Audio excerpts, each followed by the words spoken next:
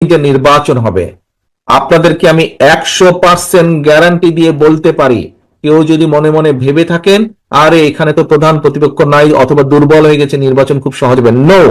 আপনারা নিজেরাই খেয়াল করে দেখুন, আপনারা যেই বিষয়গুলো নিয়ে সারাদিন আলোচনা করেছেন এবং আপনাদের প্রশ্নের মধ্যে যেই বিষয়গুলো চলে এসছে, বিষয়গুলি কি ছিল?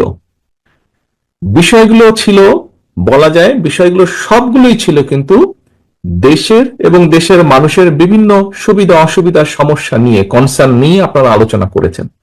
কেন আপনারা এই বিষয়গুলো আলোচনা করেছেন? খুব সহজভাবে যদি বলতে হয়, আপনাদের সাথে বিভিন্ন সময় বিভিন্ন পর্যায়ে আমার মিটিং হয়েছে বা কথাবার্তা যখন হয়েছে, ভিউজ এক্সচেঞ্জ হয়েছে, আপনারা আপনাদের বক্তব্যের এক পর্যায়ে প্রায় প্রত্যেকটা নেতাকর্মী আমরা কিন্তু সবসময় বলেছি আমরা আমি দামির নির্বাচনে বিশ্বাস করি না। আমরা একটি রাজনৈতিক দল, নির্বাচনে আমরা যাব, নির্বাচন আমরা করব, নির্বাচন আমরা চাইবো, এখানে লুকাছাপার কোনো ব্যাপার নেই, এটা নর্মাল সিম্পল। জনগণের সমর্থন আমরা পাবো, বেশি পেলে আইন অনুযায়ী, নিয়ম অনুযায়ী, দেশের সংবিধান অনুযায়ী যা হবার সেটিই হবে। জনগণের সমর্থন ভিত্তিতে জনগণ যাকে বেশি সমর্থন নেবে তারা দেশ পরিচালনা করবে। অর্থাৎ আমরা নির্বাচন চাইবো, নির্বাচন চাওয়াটা কোনো অন্যায়ের বিষয় না, এটাই স্বাভাবিক।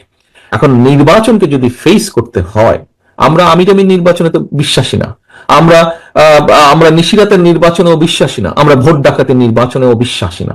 আমরা একটি স্বচ্ছ স্বাভাবিক নির্বাচনে বিশ্বাসী, যেখানে মানুষ নির্ভয় নির্দ্বিধায় ভোট